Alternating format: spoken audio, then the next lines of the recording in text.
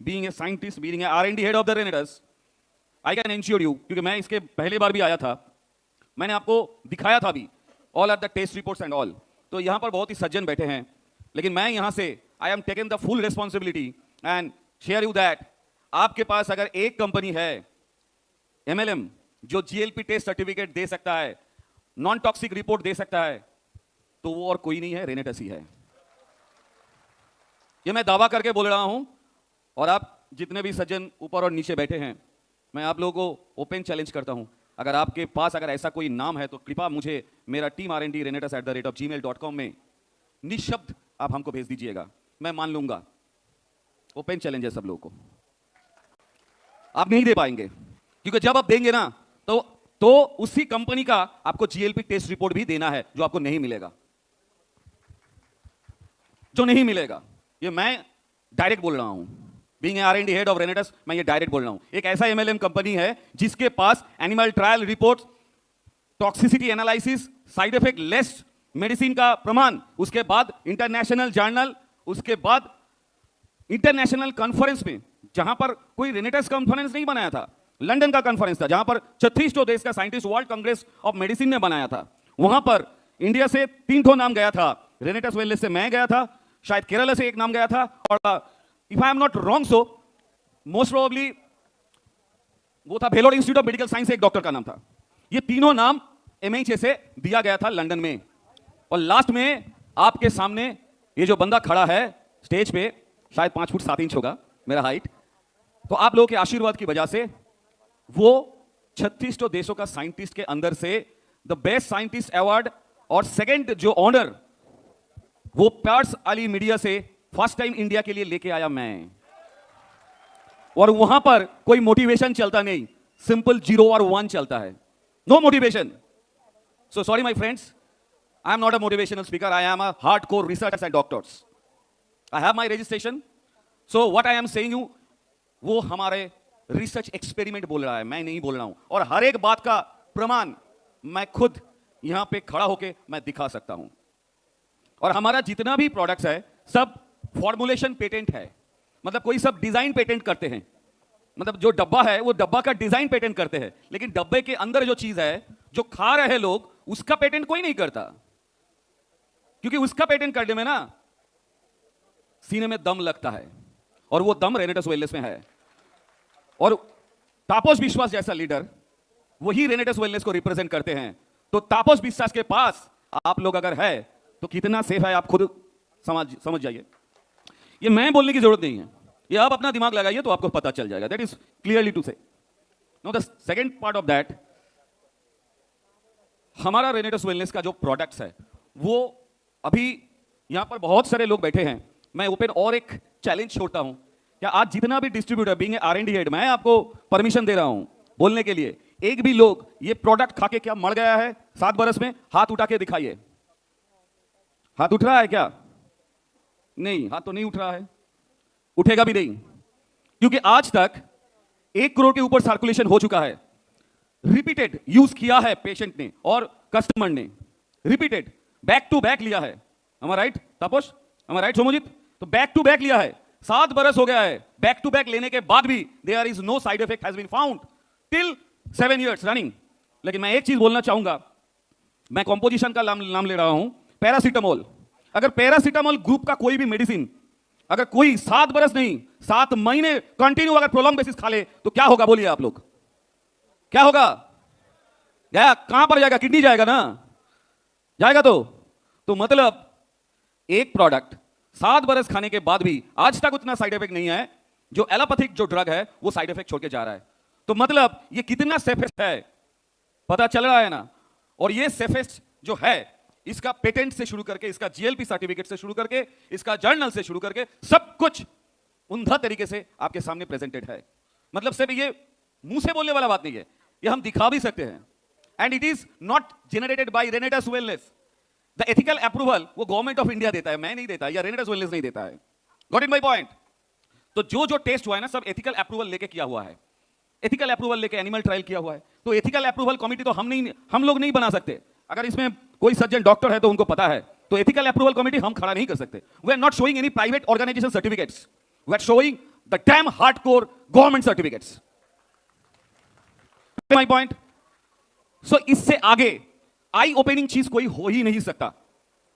अभी जो बात है तो मतलब ये प्रोडक्ट जब दिया जा रहा है तो कितना सेफेस्ट तरीके से दिया जा रहा है, और जो जो लोग यहां पर बैठे हैं, ऊपर बैठे हैं, नीचे बैठे हैं, जो लोग इसको डुप्लीकेशन कर रहे हैं वो भी कितना सेफ है. कुछ देर पहले मैं देख रहा था, मिस्टर तापस विश्वास बोल रहे थे कि रेनेटस वेलनेस एक नंबर कंपनी है ना. तो मैं एक चीज आप लोगों को बोलूंगा, अभी भी बहुत कुछ बाकी है. ये तो था अभी तक. अगला दिन जो आने वाला है, जो रेनेटस वेलनेस आपको देने वाला है, वो चीज है न्यूट्राजेनेटिक्स, न्यूट्राजीनोमिक्स. क्या आप जानना चाहोगे? न्यूट्राजेनेटिक्स जीन को लेके जो बीमारी होते हैं, वैसे डायबिटीज भी जीन में भी आता है, तो जेनेटिक डिसऑर्डर होता है, डायबिटीज में भी टाइप 1 होता है वो. तो ये सब डिजीज के ऊपर भी रेनेटस रिसर्च फाउंडेशन और रेनेटस वेलनेस काम शुरू कर दिया है. और सबसे बड़ा बात है, मैं थोड़ा आपको बताऊं व्हाट इज न्यूट्राजेनेटिक्स. न्यूट्राजेनेटिक्स वो है जब आपका जीन किसी भी बैड फूड हैबिट के कारण, कोई भी बैड न्यूट्रिशन के कारण अगर इंपेयर्ड हो गया है, तो जो डिसऑर्डर होते हैं उसको न्यूट्राजेनेटिक्स बोला जाता है. समझ में आ रहा है मेरा बात?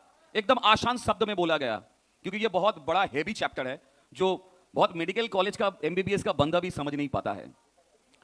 और न्यूट्राजीनोमिक्स वो पार्ट है, थ्रू न्यूट्रिशन ये इंपेयर्ड जीन को पेयर्ड जीन में कन्वर्ट करना. अभी आप बोलिए सर ये कैसा बात है? आप लोगों का जो बैड फूड हैबिट, ये आपका बॉडी में रेप्लिकेट हो रहा है डे बाय डे. आप लोग क्या सोचते हैं? आप लोग सोचते हैं सेल, सेल से टिश्यू, टिश्यू से ऑर्गन, ऑर्गन से सिस्टम, सिस्टम से बॉडी. ये आप जानते हैं ना? क्या सही बोल रहा हूं मैं? नहीं, ये भारी शब्द बोलने से पहले मेरा पूरा मतलब एब्रिविएशंस देना पड़ेगा. मैं his excellency ambassador professor sir doctor Rajdeep Dutta openly इस मंच से मैं बोल रहा हूं, मैं पूरी तरह से इस बात पे सहमत नहीं हूं. क्यों? आप तो सेल का बात कर रहे हैं. सेल आया कहां से? सेल आया डीएनए से, जीन से आता है सेल. क्या आपका पिताजी का जो डिसऑर्डर, वो जब पहले आप जन्म लिया था माता की उम्र में, तो स्पर्म में वो एक दाना जो स्पर्म है उसमें ही आपका पिता का जितना भी डिसऑर्डर है वो कोडेड था. इसीलिए आप लोगों को देखने में आपका पिता जैसा लगता है, आपका माताओं जैसा लग सकता है, या अगर देखने में नहीं लगता, आप बात करने का ढंग में भी सिमिलरिटी आता है. ये जीनिक एरिया से ही आता है, राइट? तो अभी जीनोम स्ट्रक्चर में बात, जैसे पिताजी का हर गुण आता है वैसे दोष भी तो आएगा, क्योंकि वो ही दोष आपका पिताजी का जीन में बैठा हुआ है और वही से स्पर्म निकलता है. तो sperm is also containing a cell, और अ सेल कंटेनिंग डीएनए, और वो डीएनए में भी वो चीज आता है. और माता का भी जो उम्स निकलता है उसमें भी माता का डीएनए रहता है, जिसको क्रॉसिंग ओवर होने के बाद एक जाइगोट बनता है और उसी जाइगोट से आप बने हैं. तो वो जो डिसऑर्डर है ना, वो उम्र में भी आता है. अभी उसको थ्रू न्यूट्रिशन रिवर्स करना ही रेनेटस वेलनेस का अगला रिसर्च का कार्य है, जो कि प्रूफ्ड है. तो अगला रिसर्च हमारा जाएगा न्यूट्राजेनेटिक्स एंड न्यूट्राजीनोमिक्स के ऊपर, जो ऑटो इम्यून डिसऑर्डर को करेक्शन करने में मददगार साबित होगा. इतना भारी भारी नाम आप लोगों को जानने की जरूरत नहीं है. इसमें बहुत सारे जीन रेस्पॉन्सिबल है, जैसे फोलिक एसिड के लिए MTH, FER, उसके बाद CDS3A. ऐसा बहुत सारे जीन हैं जो अभी हम बोलेंगे तो आपके सर के बहुत ऊपर से चला जाएगा. सोचने की जरूरत नहीं है. आप लोग सोच लीजिए कि तापस विश्वास, सुमंतो दे, रमेश वर्मा, मानस मुखर्जी, ये सब मिलके और रेनेटस वेलनेस मिलके एक ऐसा चैट जीपीटी बना दिया. वो चैट जीपीटी का नाम है इम्यूजैन, वो चैट जीपीटी का नाम है कड़ायू. इसको ऐसा थेराप्यूटिक बना दिया जो आप लोगों को सोचने की जरूरत नहीं है. और आप लोग, हमने जो रिसर्च किया वो रिसर्च का डॉक्यूमेंट भी आपको बहुत जल्दी आपके सामने होगा. उसमें हमने देखा है about 60% RNA has been managed by our immunogen because it is nano encapsulation based medicine. What's nutraceuticals? Nano होने के कारण वो बहुत जल्दी शरीर में घुसता है, और जैसे ही वो शरीर में घुसता है, ब्लड से 20,000 गुना छोटा होने के कारण ब्लड में किसी भी टाइप का अगर प्रॉब्लम हो तो आराम से वो घुस जाता है, क्योंकि ब्लड से 20,000 गुना छोटा है जो कैरियर न्यूट्रास्यूटिकल्स है. और जो टॉक्सिन है, जो हेवी मेटल्स है, उसको सॉल्युबल और अनसॉल्युबल फाइबर से फाइबर एनकैप्सुलेशन करके, इम्पैकिंग करके बड़ा कर दिया जाता है। और वो बड़ा अणु ब्लड से 10 गुना बड़ा है, तो जैसे ही ब्लड से 10 गुना बड़ा है, वो ब्लड में एसिमुलेट नहीं हो पाएगा, क्योंकि ब्लड से बहुत बड़ा है। तो कैसे एसिमुलेट होगा, कैसे घुसेगा ब्लड में? 10 गुना बड़ा है, कैसे घुसेगा? और जो कैरियर ड्रग है वो 20,000 गुना छोटा, वो फटाक से घुस जाएगा। तो कैरियर ड्रग जो शरीर के लिए जरूरी है, वो आराम से घुस जाता है through nano technology and through nano encapsulation and polymer encapsulation. वो बाकी जो टॉक्सिन है वो बड़ा अणु बन जाता है, और वो इनसॉल्युबल फाइबर के साथ कनेक्ट होने के कारण, आप जानते हैं इनसॉल्युबल फाइबर को कभी भी एसिड या कोई भी बेस से उसको आप डाइल्यूट नहीं कर सकते। कभी भी ईशोप को ट्राई करके देखिए घर में, ईशोप को कभी एसिड में एसिड डाल के देखिएगा, वो घुलता है कि नहीं। या साबुन, वो जो साबुन होता है ना, साबुन पानी में भी उसको घुला के देखिए, घुलेगा नहीं, क्योंकि वो इनसॉल्युबल फाइबर है। वो इनसॉल्युबल फाइबर इंपैकिंग करके उसको डायरेक्टली लेके आता है। जब हजम नहीं होता तब क्या होगा? जब हजम नहीं होगा तो उसको तो इंटेस्टाइन में जाना ही है ना? क्योंकि जब इंटेस्टाइन में जाएगा तो इंटेस्टाइन को झाड़ू की तरह क्लीन करते हुए, मैला जो है इंटेस्टाइन का वो लेते हुए, इनसॉल्युबल फाइबर पॉलीमर एनकैप्सुलेशन के साथ जितना भी टॉक्सिन है उसको लेके बाहर निकल जाता है। और इसका दो एक्सक्रीशन प्रोसेस है। उसका एक एक्सक्रीशन प्रोसेस है आपका स्टूल, और एक प्रोसेस क्या है? स्वेट है, और एक प्रोसेस है आपका यूरिन। तो स्वेट, यूरिन और स्टूल के द्वारा सीधा बॉडी के बाहर।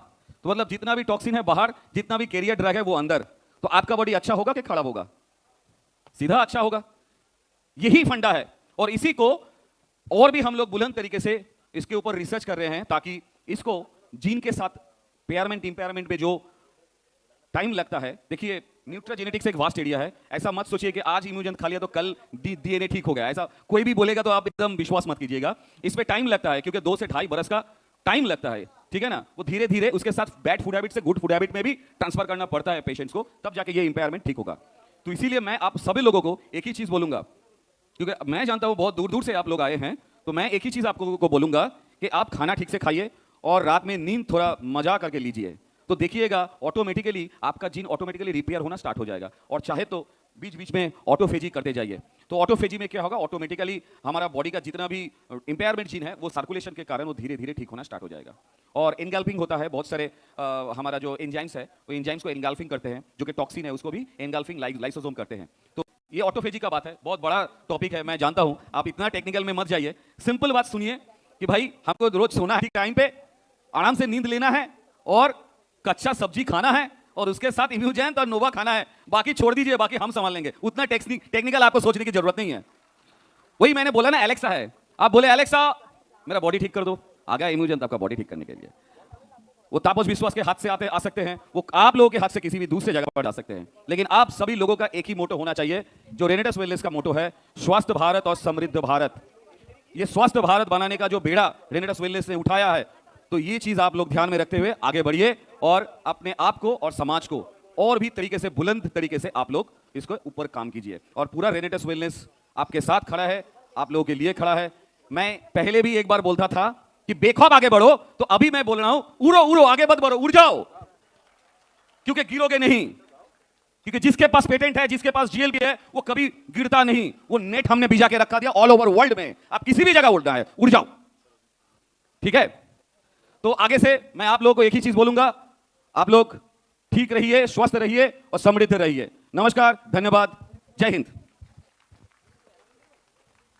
Thank you so much sir. Sir के लिए बस जोरदार ताली होनी चाहिए।